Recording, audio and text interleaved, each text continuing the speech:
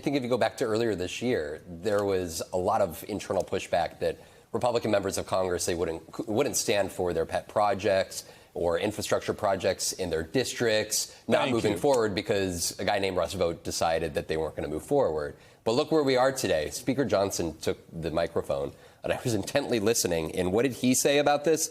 He was very explicit, saying that Vought has to decide which services are essential and not. He'll have a subjective view on the priorities, the admin's priorities, and make sure they're funded. That's the Republican Speaker of the House effectively ceding the power to the executive branch because Congress is no longer funding the government themselves. And if you go back to Project 2025, it's worth going and reading the chapter that Russ Vought wrote, because he literally talked about the power of the OMB director in his view, that Congress can appropriate the funds, but then it is up to the president to determine what is actually allocated. Of course, there's a whole series of litigation underway in the courts about whether he could actually uphold USAID funding or funding for research. But this is a moment that Russell Vought was built for and prepared for. And this is the moment that now he is using to try to exert that executive branch power. You know, Tim, this is Doge by another name. Yeah.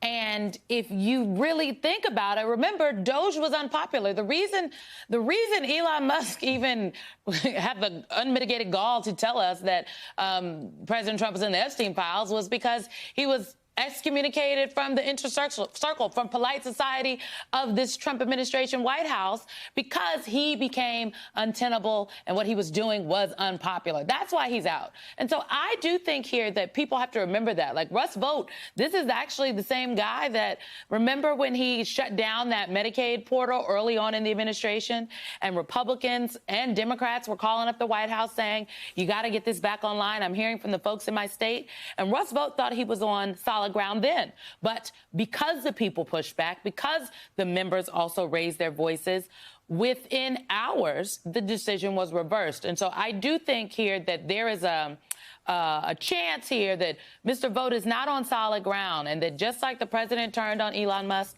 he will turn on him as well. Well, I'm not sure about what the president's relationship with Russ Vought is and how that's going. I do agree with the point that just like Doge, this is what they want to do. Like, they want to dismantle, the phrase that Steve Bannon always used was dismantle the administrative state. Like, that's what they're there to do. That's what Doge was, and that's what Russell Vought is there to do. And I think the only difference this time is that they're trying to blame the Democrats for it, to do what they already wanted. I'm not as good a reporter as Vaughn, so I didn't write the quote down. But Caroline Leavitt this morning was out there and essentially said something to the effect of, right, like, the pain is going to continue until the Democrats, have an agreement with us. Do you want to listen to the sound? Because Yeah. I got it for you. Let's play Caroline Leavitt. Look, it's likely going to be in the thousands. It's a very good question, and that's something that the Office of Management and Budget and the entire team at the White House here, again, is unfortunately having to work on today. These discussions and these conversations, these meetings would not be happening if the Democrats had voted to keep the government open. Yeah, and she goes on from that. The point with that quote is it's crazy that they're just basically like, look, there's going to be pain. We're happy about the pain, kind of, and it's the Democrats' fault. If they want to stop the pain, they have to come to the table. They're just admitting that, like, the White House is just admitting people are suffering because of this, but they don't care. I guess you got to give them credit for the brazenness and for the, for being candid. But like that's their position right now on the shutdown. They want to cut these jobs, and they don't really care if people are going to be harmed by it.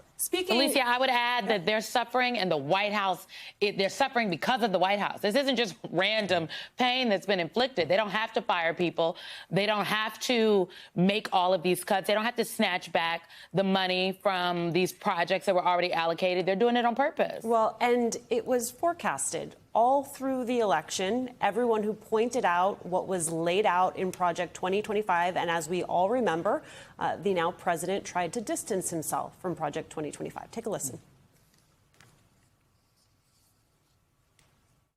Project 25. He's involved in Project, and then they read some of the things, and they are extreme. I mean, they're seriously extreme. But I don't know anything about it. I don't want to know anything about it. I have nothing to do, as you know, and as she knows better than anyone, I have nothing to do with Project 2025. That's out there. I haven't read it. I don't want to read it purposely. I'm not going to read it. They keep talking about Project 2025. And I said, I don't know about it. I don't know. I don't know how this guy ended up being director of OMB. It just happened, Vaughn. And then today you actually have him telling on himself in that Truth Social post saying, Russ Vought, famously known for Project 2025. Like, he can't stay on message. Right. And we wrote about this at this time because it was just a falsehood. Literally in August of 2022, he went down to Florida and spoke at a Heritage Foundation event and said, you guys are going to be the ones writing the conservative foundation for a second Trump administration. Those were the words of Donald Trump. And then the Heritage Foundation, along with the Center for Renewing America, which is the Russ Vought started group, who he worked at that organization, we should note, with Jeffrey Clark, who, as folks may remember, was the co-defendant of Donald Trump in the effort to overturn the 2020 election. Those two were working at that organization with others to build Project 2025. And it was him that wrote down that, quote, many agencies are not only too big and powerful, but also increasingly weaponized against the public. And I think that Simone was making this point very, very clearly, that this is the moment that these guys have been working toward, to have the power. I don't know how concerned they are about the midterm elections of November of 2026, because this is the moment that this conservative movement, the MAGA movement, led by people like Russ Vought and the Heritage Foundation, have been waiting for. They got their majorities in the House and the Senate. They got their man in the White House. They got their OMB director, Russ Vought, who is willing to challenge legally what is constitutionally stipulated, that it's Congress that controls the power of the purse. They found their moment, and they're going to do whatever it takes. Really, sort of consequences be damned here, because this is the moment that they can change the American government for the way that they believe it should be run.